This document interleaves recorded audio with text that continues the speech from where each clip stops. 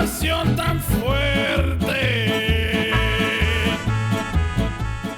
And I would tell you measurements, but I was taught to eyeball it all. So today we're doing my tortilla recipe that Loli yells at me for occasionally, so don't tell her. So your masa, I like to fluff it around a little bit so you have a little bit of a well to work with. Pinch of salt. Another little pinch of salt. And then just a tiny bit of baking powder. So this is about 5 cups of masa here. For that, we're only going to use about a teaspoon of baking powder. All that does is give it a little bit more leavening, because the only natural leaveners in this is the water. And on the same lines as leavening, I like to add just a little bit of shortening. Traditionally, people use fat from any animal. Lard is a big favorite in Mexico. About 2 tablespoons of shortening for 5 cups. What type of shortening are you adding? All vegetable. Pretty much all. Like Crisco? Great Value brand, I believe. The only thing I use it for is tortillas. So then I just like to mash that in a little bit, just like you were making a biscuit. Yeah, Huh? Great Value brand's Walmart. That's what I highly recommend. $1.50 a container, this big. Another reason to do corn tortillas, they're naturally gluten-free. Good. Then you take your jarrito, which means little jug. And you just start adding water. No specific amount.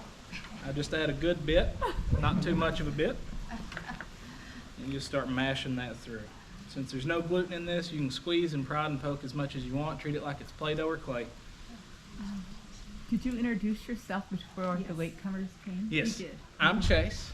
Been here for 4 years. Uh-huh. Head chef. They haven't told me to leave yet, so I just keep coming back. Spend my winters here. It's a lot warmer than Kentucky, and a heck of a lot warmer than Montana, which is where I spend my summers. What you're doing here, you just keep adding water until it's a certain consistency. I'll show that to you, and y'all get a chance to feel it too.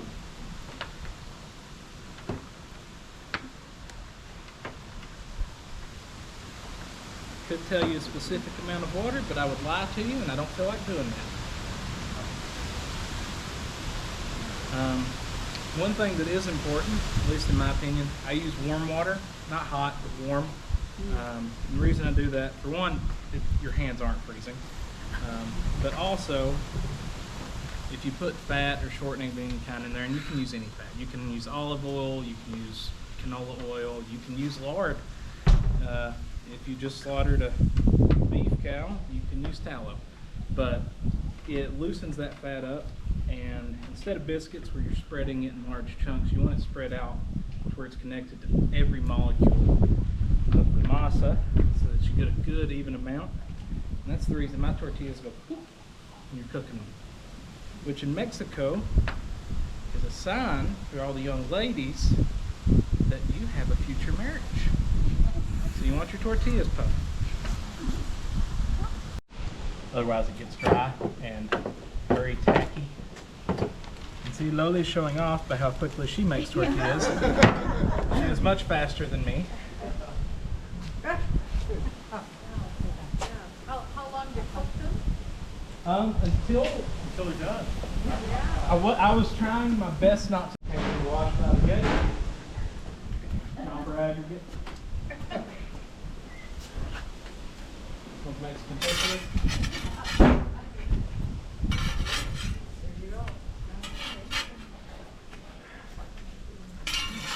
So did they puff? They didn't puff. No, they didn't. Didn't puff.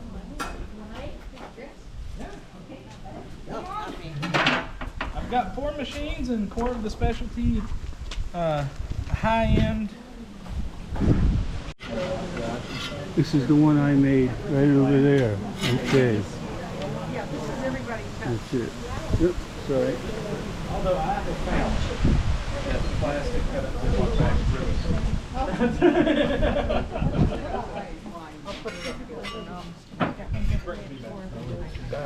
Here's the stuff that we made it out of here. They put it in the press. You mash it down. It comes out a nice circle. Try that again. I think I had There it is. Amazing. That's a nice thick one, yeah. Well, the other one, I thought I made it too thin. It sort of tore Okay, apart. yeah, mine Look tore at how apart easily too, that yeah. comes off. Yeah. I made two more, but I made kind of big ones. So I made that big one there and this big one here. But they're a little bit larger than normal. But